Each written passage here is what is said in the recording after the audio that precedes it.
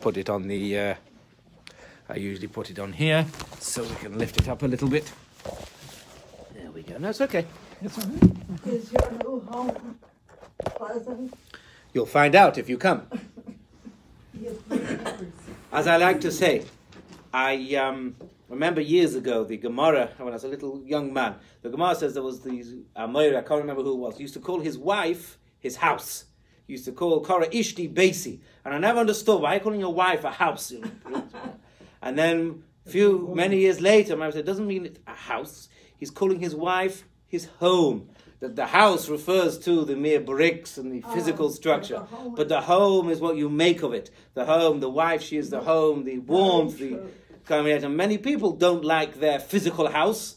You know, there's problems with their physical house, whatever it is, it's, you know, but that doesn't stop you making it into a wonderful home, a nice, warm, welcoming home. So, you know, whether you call it a nice house, it's about the home. The same here with the shul. It's not about the physical structure or about how it looks or whatever. It's about the warmth, the nature, what we create, what we make of it, which is something I'm going to talk a little bit about later on in my shir.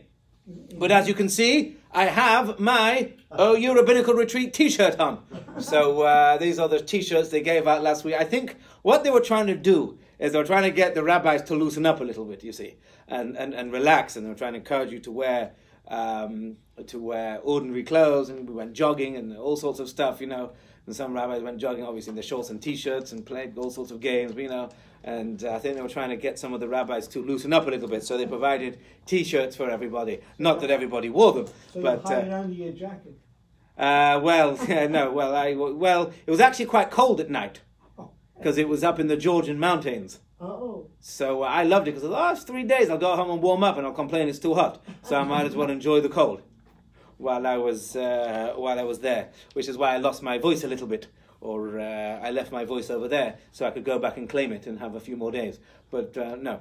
Anyway, okay, so tonight, this week's Parsha is Parshas Bhar. Small Sedra, only has, I think, 49 or 50 Pesukim in. Might be a good idea if I looked and get it right.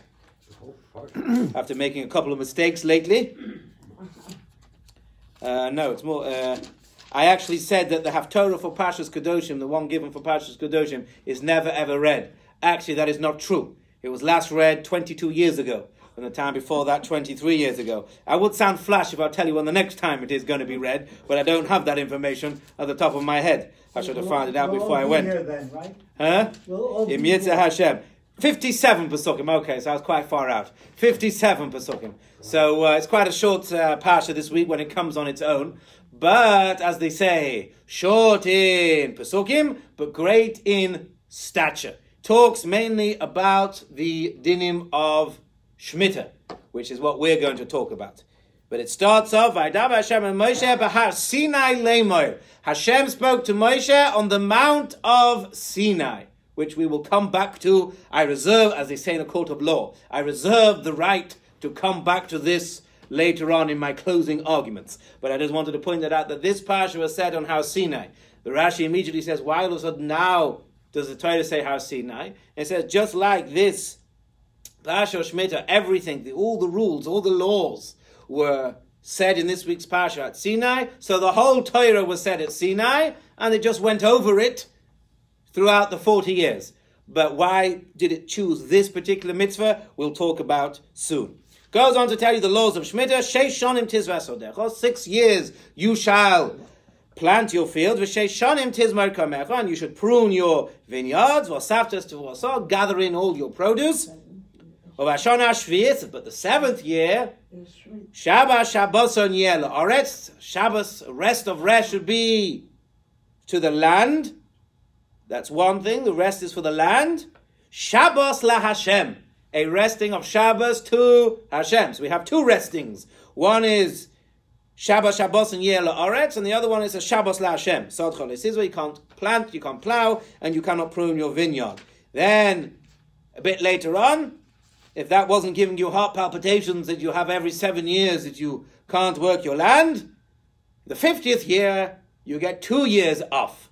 So you talk about snowbirds here leaving in the summer. Here you'd have year snowbirds. The farmers, they would go away every 7 years. They'll take a whole year off. And when it comes to Yovel, there'll be 2 years off. They'll go into hibernation. They'll go around the world, see the whole world in their 2 years. They can't do anything else anyway. They take off their 2-year vacation. So that's what it was in Yovel. Yovel is different. Extra laws. You sounded the shofar, and all the slaves went free. All lands, all various other different properties that you may have sold, because don't forget, when you came to Israel, everybody was assigned a portion of land. Every Jew that came into Israel was assigned a portion of land that was his land. And if he sold it, no, not the Levim, correct, not you. You weren't given land. So, yes. No, the Levim had their 49 store cities, so they did have. You had plenty of cities. The Kohanim didn't have any land. Right, that's right, you're a Kohen, yes. Do you know when the next Yovel is? Well, we're going to talk about that. We'll have to wait for Moshiach to come for that. But that's what we're going to get into. We need our mathematical brains. I should have told you all to bring your calculators, because it can get quite complicated. But don't worry, I've worked it all out for you. And I have it on my piece of paper. And we can go through it very quickly. So basically, that's Yovel of the 50th year. But Yovel says an interesting phrase. It says by Yovel, the Jubilee year as it's called, it says two things. One, it says, V'shavtem ish el achuzaso, each man shall return back to his original inheritance, the plot of land that he got. He has to return to it. V'ish el mishpachto toshuvu, everybody must return back to their family plots. Again, later on it says, V'shnas hayovel azois, toshuvu ish el achuzaso, each man shall return to his rightful inheritance. So, says the Gemara from here, and there's another point where it says, you should sanctify the 50th year. You must call it freedom. What's that song? Freedom? I can't think there's a freedom. No, there's something else. About freedom for everybody. For every inhabitant of the land. So the simple translation is, all the inhabitants of the land. If you're a slave, you go free. If you sold your land to somebody else, you can get it back. Right? That's the simple pshat. But the Gemara says, "Ba'aretz l'chol yosheveha." When does Yovel apply? Only when l'chol yosheveha, that all of the Jews are living in Israel. But we have something else. We have this extra portion. Ishel achuzasoi v'ishel mishpachto. It's got to be going back to your rightful inheritance. So we need two things. We need all the Jews living in Israel. And we also need all the tribes in their allotted lands and in your inherited spaces. So when did Yovel abolish itself? When Sancheriv came along and he captured the tribes on the Transjordan. He got rid of those. And once he took the 3 tribes into exile, there was no longer Isher Achuzaso. People couldn't return to their rightful inheritance because the tribes had gone. So that's when Yovel stopped. Completely stopped. No more Din Yovel. You can relax only for 1 year. None of this 2 years of relaxing. We got rid of Yovel, but Shmittah still applies. That's why in today's day and age, I don't know what the figures are. If somebody has them, that would be great. How many Jews live in Israel versus the rest of the world? I don't know. What did they say? About 8 million Jews live in Israel. Is that what it is? Something like that? No. Huh? No, I thought there was. They just had a census. Right. So 9 million people. Right. So I think they say this at the moment. There's not. 46%. There's more Jews who live outside of Israel than live inside of Israel. That's number one. We'll talk about that in the laws of Shmittah soon. But we certainly don't have each tribe on their own lands. Everyone's just Mabulbal. They're all just living wherever they want, wherever they can get somewhere to live. So Yovel is not something that is going to be reinstated until we get the rightful land allotted to its tribes, which will happen in Mitzvah Hashem when Moshiach comes. People say to me, Rabbi, why don't you move to Israel? Why don't you live in Israel? You know, all this sort of stuff. And my answer shocks a lot of people. Same answer my father gives, and that is that I don't want to miss out on the fun of coming back to Yerushalayim with the coming of Mashiach. I don't want to be these people who are sitting there waiting for everyone to return, and we're all going to come all excited. Wow, what happened to you? And what happened to you? How did you get here? Ah, look at the shul flying off. There's dust. It's exciting. And the people in Israel are like, oh, hello, welcome. I want to be part of the excitement of coming back, the kibbutz goliath, Some people say that's already happened with the coming to Islam in the first place. But I want to be there right at the end, I want to come back with Moshiach. It's exciting. It's fun. I don't want to miss out on that, which is why I don't go and live in Israel. I don't think you'll get that answer from many people. But certainly they get the answer from me. But anyway. So, Shmittah. Every 7 years, you cannot plow, you cannot plant. Basically, you cannot take ownership. That's the idea. You cannot take ownership of the land. So if things grow, according to the biblical level, if things grow on their own, you're allowed to eat them. But they've got to be for you and for everybody. The poor people, the rich people, everyone can come into your house, into your mansion, and pick off your beautiful fruit, take your wheat, make their own bread. Everybody is equal. Nobody has rights of ownership in this land. What do they call them? Squatters. Everyone can come and squat and take your possessions. So if anyone says, oh, squatting, all these terrible squats, you say, well, that sort of thing happened in Shmittah, I suppose. So, you can, not that I'm campaigning for squatting. But anyway, so, the mitzvah of Shmittah, is that nowadays a biblical mitzvah? Or is it a rabbinic mitzvah? We understand Yovel, we said quite clearly, there has to be all of the Jews in Israel. But what about Shmittah? We said that you count 7 Shmittah cycles and then you get Yovel. 50th year is Yovel. So Yovel and Shmittah seem to be linked. Because when is Yovel? After 7 Shmittah years, which happens to be every 49 years, the 50th year is Shmittah. So it's linked, right? It's connected. So you would have thought, if there's no Yovel, because we said here Yovel doesn't apply, there should be no biblical mitzvah of Shmittah. That's what you would think if you go through this. And the answer is that's what a lot of commentators say, that yes, the biblical mitzvah of Shmittah does not apply, if there's no Yovel, but also it's the same idea. If the majority of the Jews are not living in Israel, if the Jews are not in their land, what's the pasuk say here? That again, the Jews have to be in the land in order for it to be a biblical mitzvah. However, don't get too carried away with eating foods in the Shmittah year, because the rabbis came along and said that there is definitely a rabbinic mitzvah of Shmittah. Now the Rambam, Maimonides, he holds quite conclusively that Shmittah nowadays is a biblical mitzvah. He says quite clearly that the mitzvah is biblical, and I have it marked. Ein Shvius Noheges Ela Be'etz Yisrael. This is in chapter 4 of Hilchas Shmittah, which is in Zroim, seeds, in the section of the Rambam. Shenema Kisovoyu La'aretz, when you come into the land of Israel, so it doesn't apply anywhere else. It applies whether the temple is there or the temple is not there. So he says quite clearly that Israel always has the din of Shmittah, whether the Jews are living there or the Jews are not living there. So the Rambam, he holds quite clearly it's biblical.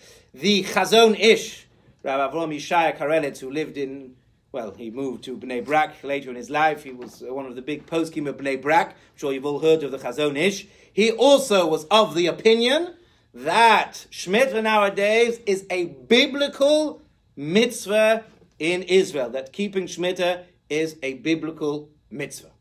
So there are many people who hold, like the Rambam, the Chazon Ish, that Shmittah is biblical, and therefore you cannot work the land, you cannot prune the land. So, before we get into some leniencies and how we always end up with these Israeli foods, let's give some ideas and some reasons what this whole Shmittah business is all about. As I said in my title tonight in Shul, what on earth being a pun, is this Shmittah all about? So there are about 6 reasons that are usually given for what this Shmittah is. Don't forget, the mitzvahs are mitzvahs from Hashem, whether we understand them or not, but we always like to try and have reasons. So the first reason, which the Rambam himself brings down, is it is to do, what did it say? Shabbos yiyeh la'aretz. It is for the earth. That the way Hashem made the earth, that it needs a period of rest to strengthen itself. In fact, the Gemara talks about, and when I was learning history, they talked about the farming that used to have 2 years, 3 years, and then the 4th year or 3rd year, whatever the cycle was, you had to leave the earth fallow in order for it to regather, reharden, get the nutrients back, and be able to sustain fruits and food the following years. So, according to the Rambam first interpretation, it is to do with practicalities. The way Hashem made the earth, why he did that way is another story. That it's to help the earth recuperate, help the earth regenerate and get better, and therefore we can allow it to strengthen. However, we also said, Shmittah, Shabbos, la Hashem. Remember, the Pasuk said, Shabbos and Yeh La'aretz, one thing, Shabbos la Hashem. That this is a Shabbos to Hashem. So there are other reasons given. That is, Shabbos here is the same as Shabbos we have every week. Why do we have Shabbos every week? To remind ourselves, we are not really in charge of our own destiny. We can't really create anything without Hashem's say-so. We stop and we rest and we say, Hashem, we know you can create and you're giving us the power to create, and we are nothing without you, and we acknowledge that you created the world. That's why we keep Shabbos every week. So that's why we keep the 7th year Shabbos. So we say to the earth, or we say Chas v'Shalom to the earth, we say to Hashem, we acknowledge that you are the one who gives us our parnasa, our sustenance. You are the one who makes everything happen. You are the one who declares what should happen and it happens. And by resting, we are saying we trust in you, that you can still provide for us, you can still give a parnasa, even if we're not going to work the earth, even if we're not going to do our usual methods of earning money. We trust in you, we believe in you, and that we know that everything comes from you. And it's the same idea as Shabbos la Hashem. And we know that 7 in the Jewish number is a very, very special holy number. 7 days of Shabbos, 7 spheros that we're counting now, 7 weeks. So that's why they chose the 7th year, because the 7th number, which is beyond the scope of this drasha and my knowledge at the moment, but the 7 in the 7th idea, number 7, is a very, very special number to Hashem, and that's why he chose the 7th year, same way as he chose the 7th day for Shabbos. He chose 7 weeks for Shavuos, 7 spheres, 7 spheres. I think the Gemara says there are 7 heavens, whatever that means. And it says that the 7th one is the choicest one to him, Rochev Ba'arovos, whatever that means, I'm not quite sure. It says there are 7 worlds, 7 levels of worlds, whatever that means. It says there are like 7 districts of the world, and that the choicest district, the 7th one, is Eretz Yisrael. Exactly how you understand that Gemara is another story. But we see the idea that the number 7 is very special to Hashem, and therefore that's why he chose the 7th year to tell you that, this is the year you should choose. Also, my own view is that if you do it every few years, it'll drive yourself crazy. At least give yourself 6 years of work, and by the time it comes to the 7th year, right, now I'll take a break. Hashem doesn't want you to do impossibilities. If he tells you to take Shmittah every 2 years, every 3 years, every 4 years, it'll be too difficult. Wait 7 years, 6 years of hard labor, and then you'll be ready for a nice break. You go on your round-the-world cruise, and you can relax, and that's why maybe also the number 7. Also, we talk about 7. There's supposed to be 6,000 years of the world. That's what they say. The world is supposed to last for 6,000 years. At the moment, we're in 5,779. And supposed to last whatever that means, or 6,000 years. And then the 7,000th year, the 7th millennia, is supposed to be the new world, the Olam Haba, this new, whatever that means. However you want to understand it, I'm not quite sure. And that's what the Shmittah represents. The 6 years represents the 6 millennia of life, where we work, we toil, we do stuff. And the Shmittah year, just like Shabbos, represents the 7th millennia, where we'll be basking in the glory of Hashem. We won't need to work. We won't need to do anything. We'll just sit there, learn Torah. However, again, you want to understand that. However, you want to take that. But that's one of the ideas of Shmittah and 7. There are a couple of other ideas. Now, let's get on maths brains. But don't worry, I cheated. I wrote it all down before. We said that Shabbos is every 7th day. We have 6 days of work, and then we rest on the Shabbos. However, the earth doesn't rest on Shabbos, because I can plant Friday morning, and it starts taking root, and the earth is working for me on Shabbos. I'm not working the earth on Shabbos, because I'm not allowed to plant or to prune or to weed or whatever, but the earth can still work on my behalf, right? If I plant just before Shabbos, the earth is doing its magic, and it's doing its stuff, and the earth is still working for me. So the earth is not really resting on Shabbos. So if I take 6 years, 52 weeks of the year, forget leap years because these equal itself out, and forget the extra days that we sometimes add on to years, we'll forget all of that, leave that aside. How many 6 times 52 is 312, correct? 6 times 52 weeks of the year, 312. That's 300 days of Shabbos that are not rested because the earth can still work. Now, how many days of Yom Tov are there in a year? 7. We heard my vote on Shabbos. 6 days you can do work, the 6 days of Yom Tov. Yom HaShvi is Shabbat Shabbos, and the 7th is holy, you don't do any work. That refers to Yom Kippur.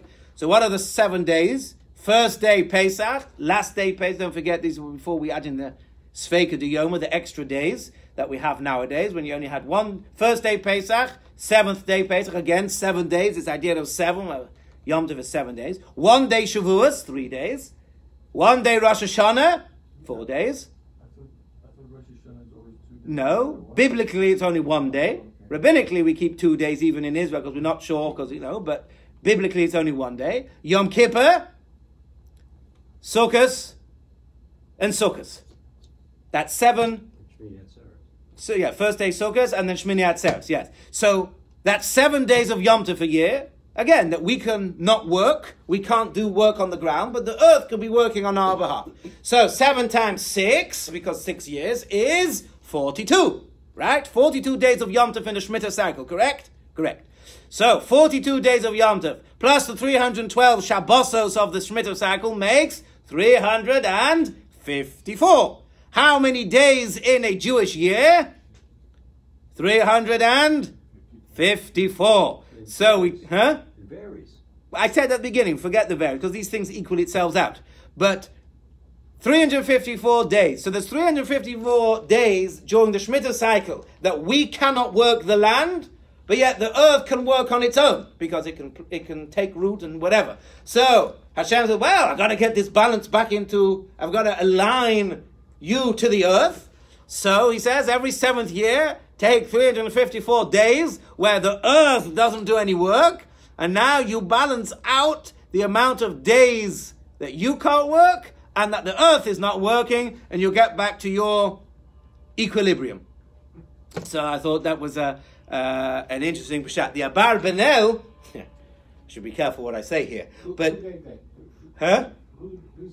that comes from Rabbeinu Yonason. So he says this idea from Rabbeinu Yonason. The Abar Benel, he has another interpretation, but I better be careful what I say here. He says each year of the Shmittah cycle corresponds to a decade. First 6 years correspond to the first 60 years of a person's life.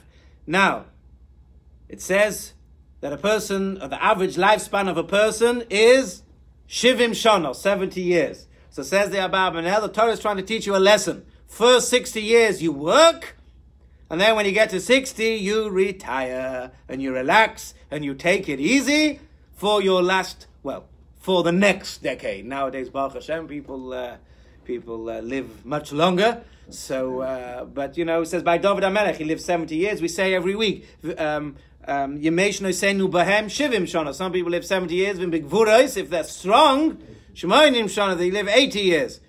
But unfortunately, even the best of those years are and toil and harsh labor. So don't get too carried away with yourself, is what the Tehillim is trying to say. And do tshuva and don't do averas. But that's what the Abar Benel says, that the first 6 years of Shmittah correspond to the 60 years of your life. And the last decade, you're supposed to retire and move down to Delray Beach and become a member of DOS, with our new marketing campaign, and therefore we can grow our shul. That's the idea. Maybe we should put that as our tagline, right? This Abarbanel. We should quote this Abarbanel that the first 60 years you should work, and then the 7th decade you should relax like Shmittah. Come to Delray Beach. No, is that not good? I think I've missed the meeting already. No, maybe we should have that as our marketing tagline. We can quote the Abarbanel. I don't know if that would work. But anyway, those are my ideas. So that's basically some ideas. Can't remember how many I've mentioned. Oh yes, and a few others are that it's unity. What happens in Shmittah? Two things happen mainly. A, the farmers can't do any work, so who's going to provide for them? Who's going to provide for them? So people have to do tzedakah, they have to go out of their way, help them out, help these farmers. Now in Israel they have wonderful schemes and so much money they put into helping the farmers. Great mitzvah of tzedakah, helping out. And also, everybody is equal. So I can go into your mansion and your 20-acre beautiful orchard that you have at the back of your house, because you have to open the gates. You're not allowed to have locks on anything. Those are the rules. You're allowed to walk in. I can stroll into the palace. I've been to the Buckingham Palace Gardens. I went to a garden party. So I know what beautiful gardens of the palace and the kings look like. But anyway, they had tennis courts, swimming pools, all sorts of great stuff. But anyway, so I know what beautiful orchards and palace gardens can look like. You have to open those doors. David HaMelech had to open his gates. Everyone had to walk in. And everybody can, I see a beautiful apple, I can pick the apple. Wonderful mangoes here. I can take what I want, when I want, how I want. So everybody is equal. So there's wonderful achdus. There's wonderful unity and connection between all of Klal Yisrael. So it teaches you the mitzvah of unity, the mitzvah of togetherness. So remember, I started by saying why this comes from the Klei Yaakov. Why does this mitzvah say Bhar Sinai? Why does the mitzvah of Shmittah, does it say that it was given on Har Sinai more than any other mitzvah in the Torah?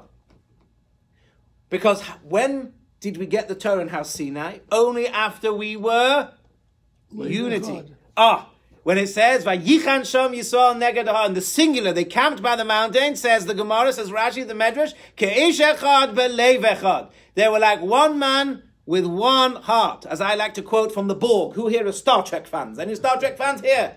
I always like to quote the Borg. You remember the Borg? Yeah. They all did the same. They had one central nerve, and all one of the alien Borg, they all, am I right? Yeah? They thought together. No, you're not a Star Trek fan? No. Is that in the movie or in the TV series? In the TV series. I haven't seen the movie. Yeah. But anyway, so I say we need to be like the Borg. That should be maybe another tagline. That the Borg, they were all connected to the same computer. They thought the same. Everybody had a thought. Everybody felt it. If you hit somebody, they all felt it, right? That's how, huh? The hive. The hive, right. So that's how we must behave. We should be like the Borg. So you see, you can learn lessons, even in films, even in series, You kick back, you watch a series, they say, that's the lesson in Yiddishkeit, you see, So that's why I say we have to be like the Borg. So, where was I with this? That's right. It became like the Borg in Star Trek. They were all one. And that's why Hashem said, now that you are all in unity, all in unison, everything is together, then I can give you the Torah. I was going to make a joke, but I better not. But anyway, especially not that I'm online, and people are listening and can record it and send it around the rest of the world, so I better not. But anyway, so why did we get the Torah on Har Sinai? Because of unity. What does Shmittah teach us? Unity. Everybody is equal. Help out your friend. Take whatever you want when you want. We're all the same.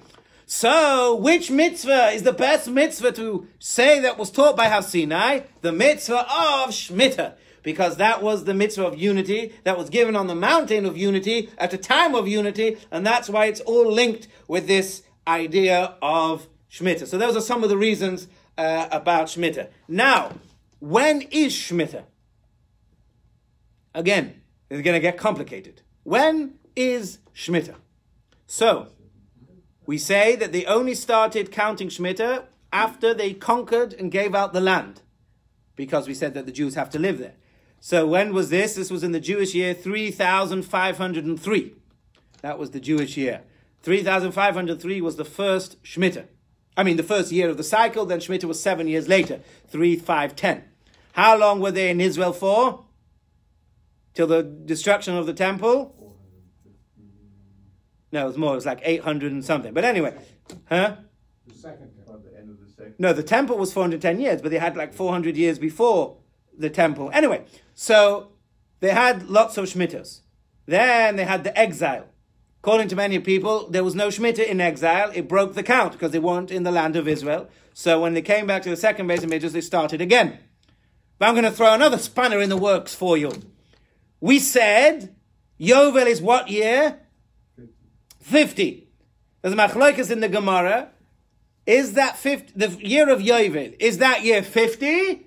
Or is that year 1 of the next cycle?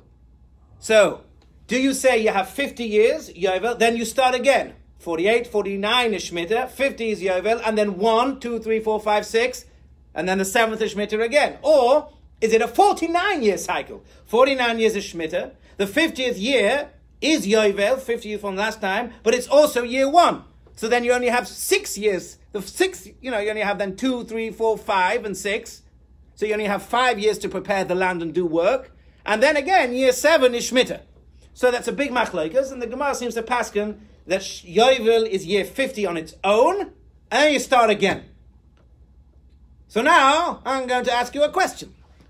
We don't have Yovel anymore, as we've just said. So what happens to that year number 50? Do we just get rid of it? Do we just say, well, there's no Yovel now, there's no year 50, so after year 49 is finished, we'll start again. 48, 49, 1, 2, 3, 4, 5, 6, 7. Or do we say, no, the dinim of Yovel are not there anymore. But the 50th year doesn't go anywhere. We still, if we have a 50-year cycle, we've got to count that 50 years. So practically that would mean one cycle would be 8 years difference. Because you'd have Shmittah year 49. Year 1 would be a free year, because it's not counted as anything, because there's no Yovel, it's just a free year, a free pass. And then the next year you start 1, 2, 3, 4, 5, 6. So you actually get 7 years of work. Right? Because you can work in Yovel, because there's no din of Yovel. So again, that is a big machlokas about what do we say. But practically, we say that we have a 49-year calendar nowadays. That's practically to keep it simple. And therefore, as soon as the 49th year finishes, the 7th Shmittah finishes, we start again. Year 1, 2, 3, 4, 5, 6. Okay, so now to finish off. According to the Gemara, the year of the destruction of the Beis HaMikdash was known as Motzi Shvius. Now, just like with everything in Judaism, this expression, Motzi Shvius, is a subject of debate. What does Motzi Shabbos mean? Yeah. After Shabbos, right? That's how you would usually interpret Motzi Shabbos. Is that? It's not Shabbos, it's Motzi Shabbos. It's after Shabbos. So most people interpret the Gemara when it says that the Beis HaMikdash was destroyed in the 9th of Tisha B'Av, of Motzi Shvius. That's the year after Shvius, i.e. year 1. So therefore, Shmittah was the previous year. But of course, Yiddishkeit is what it is. There are some people saying, no, Motzi Shvius, because Av is the very end of the year, right? It's the end of the year, because it's almost Tishrei, where you start again. So instead of Motzi Shvius being the year after Shvius, after Shmittah, it means the end of Shmittah, which means it was actually destroyed in a Shmittah year, which they say, because if you look through the curses, the Tochacha, or the rebuke, it says most of the rebuke happens because we don't keep Shmittah. Why? Because we understand the whole idea of Shmittah is showing we believe in Hashem, right? We believe Hashem created the world, He created the earth, He does everything. We're just workers on it. So if you don't keep Shmittah, you're getting all of that, and Hashem says, well, you don't need me, get lost. That's why you have exile is connected to Shmittah. Maybe we'll talk about that more in a sermon, perhaps. Although I'm not here, I don't think, next week for Parshas Tochacha. So anyway, I've forgotten where I was now. So what was I saying? We're talking about, yes, the destruction of the Beis HaMikdash. We said, well, so the destruction of the Beis HaMikdash happened in a Shmittah year because that's, poetic license, I'm telling you get destroyed because you don't keep Shmittah. So when do we destroy the Beis HaMikdash? In a Shmittah year. So Motzi Shvius means the end of Shvius, the end of Shmittah. But that's not how we paskin now. We say that no.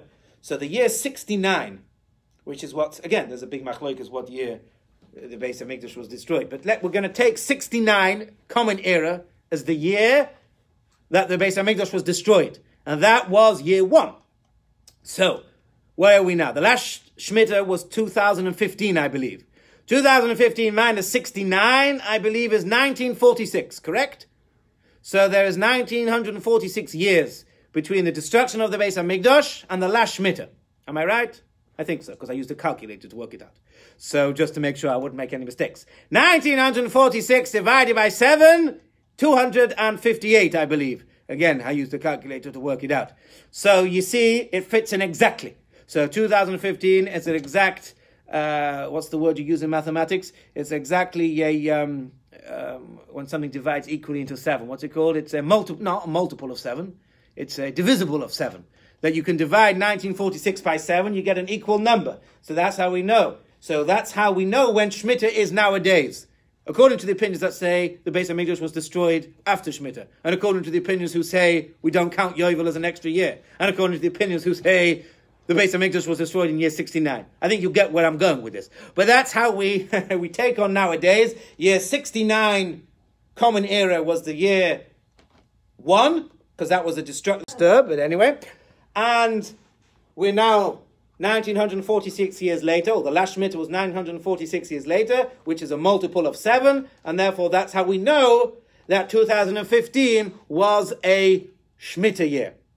Because that's how we practically work it out nowadays. When Moshiach comes and we go everybody back into Israel on their lands, we will have to find out how we start again for the Yovel reason. Because if you say that the dinim of Shmittah are rabbinic, you don't have a problem. So the rabbinics will stop straight away and will now start the biblical count. As soon as Moshiach is here, we'll have no problem. Count 1, and then when you get to...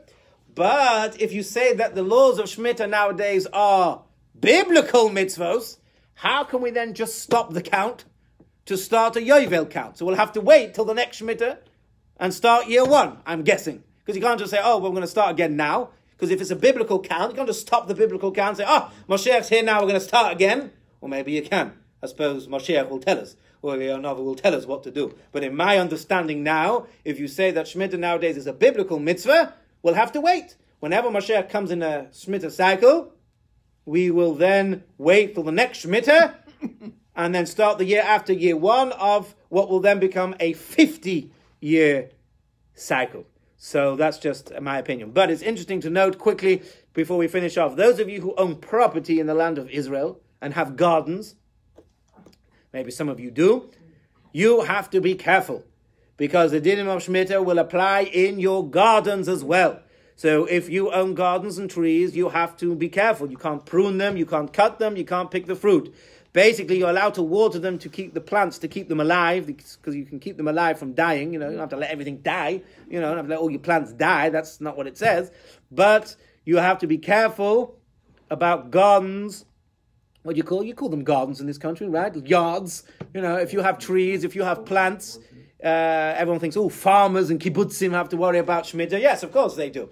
But if you own your own little plot, you have to be very careful. But we're not in a Shmittah year now, so we're not going to discuss it. But I want to finish off quickly with leniencies. We all like some colours and some leniencies here, especially when it comes to paying a fortune for our lulavim and esrogim that come from Israel after a Shmittah year. How on earth do they charge us so much money when it's supposed to be free? That's a good question, right? Well, you thought, every 7 years I got a nice free esrog. Right. So, I've left this right till the end, so we'll see how it goes. There are certain leniencies. One of them is, can you sell land in Israel to a non-Jew or not? Which is beyond the scope of my 5 minutes I have left. Some Rabbonim sell land like they do Mechiras Chametz. They lease the land to a non-Jew. We sell our chametz and we think that's bad enough. But in Israel, they'll send the whole land to a goy for Pesach, for the whole year rather. And because the non-Jew owns it, he can do what he wants with it. It's him. He can sell it, and therefore, no problem.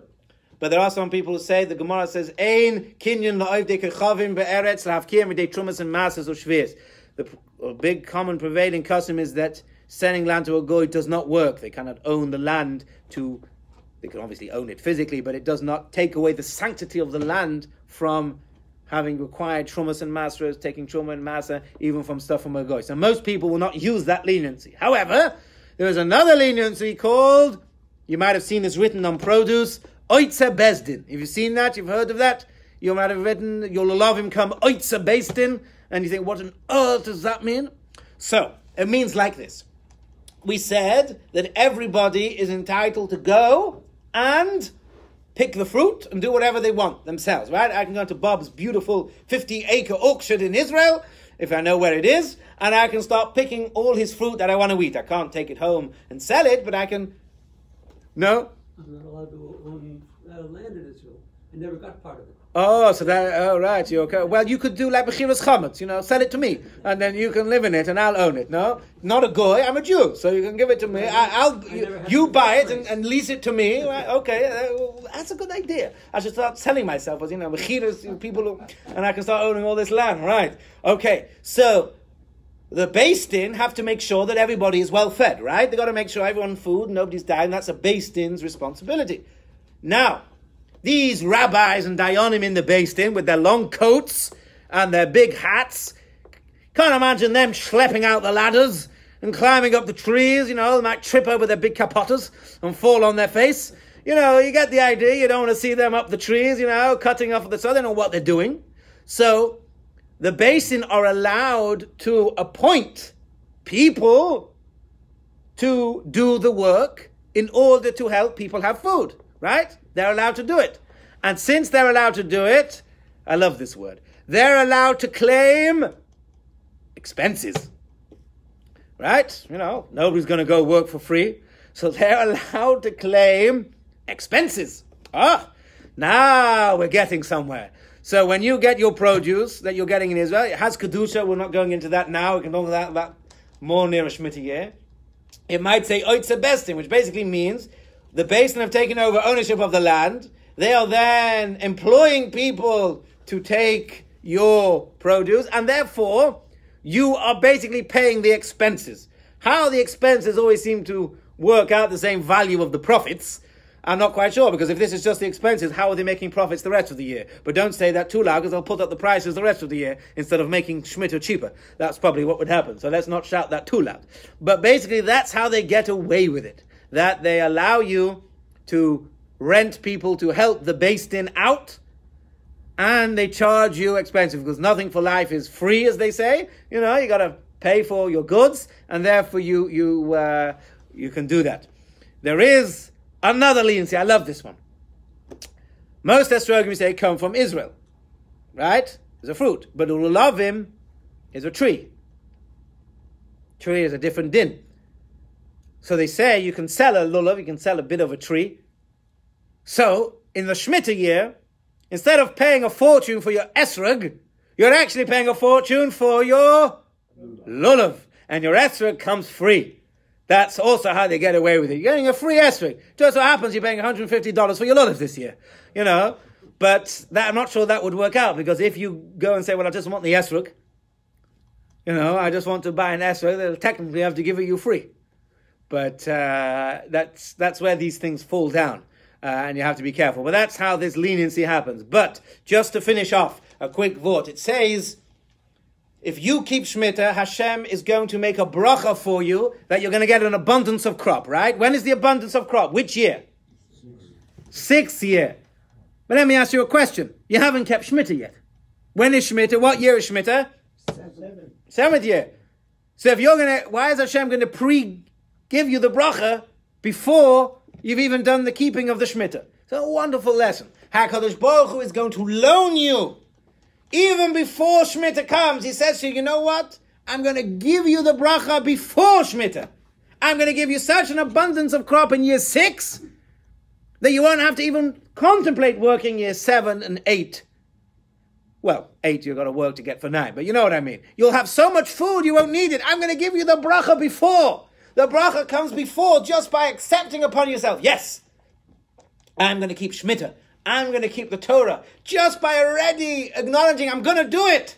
HaKadosh Baruch Hu is already giving you the bracha ahead of time. And I think that's a wonderful lesson for life. Not that it happens every time, and I'm not taking responsibility for it. But you do the act of, I'm going to do this mitzvah. I'm going to take on this. Even before you do it, HaKadosh Baruch Hu is already giving you your rewards. HaKadosh Baruch Hu is already planning how he's going to make it up to you, how he's going to make it special to you before You've even got round to keeping the mitzvah. You say, I'm going to keep Shabbos this week. I'm going to be the best ever Shabbos. So before it even gets to Shabbos, he's already providing you extra stuff, extra inspiration, extra help, whatever it is. And that's why this is, again, maybe some great rabbi say this, but this is my own thought at the moment, unless I see it. I think that's why also not keeping Shmittah is so terrible. And that's why all the curses come from not keeping Shmittah. Why? Because Hashem said to you, I gave you the bracha already before. I already loaned you this extra stuff. I made it easy for you. And you turn around and you slapped me in the face. You turn around and you say, thank you for this bracha. I'll put it in the bank. Great, thank you. I'll invest it somewhere else and earn some more millions on it. But I won't bother keeping your Shmittah. That's why I think it's so bad. I gave it to you. I made it easy for you. I gave you this abundance of stuff in year 6. All you have to do is relax. People are not very good at relaxing. That's what doctors say today, isn't it? People need to learn how. I'm telling you to relax. I'm giving you all your stuff in the 6th year already. I'm giving you what you need, when you need, how you need it. And you still don't do it. Hashem says, well, that's unforgivable. Then it's like, you've slapped me in your face. You've pushed me away. You've taken my blessings and you've run off with them, used them for other things. And that's why I think the desecration of Shmittah is such a terrible thing. So, and that's the chus of keeping Shmittah. And as you saw, the things they do nowadays, the last Shmittah, the amount of people that kept Shmittah, the amount of money, even I got a certificate that I donated some money, and they give you certificates, try and get people in Chutz La'aretz to give certificates to help out people, the farmers who need the help. It's a wonderful mitzvah. I know we still have 4 years till Shmittah again, but we should take it on that, yes, next time it comes to Shmittah, if we're farmers, we're going to keep it. If we're not farmers, we're going to donate money. And then hopefully we'll see the bracha, v'sivisi lachem, es ha-bracha b'shana hashisis, we'll get the brachas, the wonderful stuff that Hashem has promised, and we will turn to Yerushalayim, where we can keep Yovel properly, muck up the calendars, but we'll worry about that then. V'nomar, Amen. Now, before you all leave, let's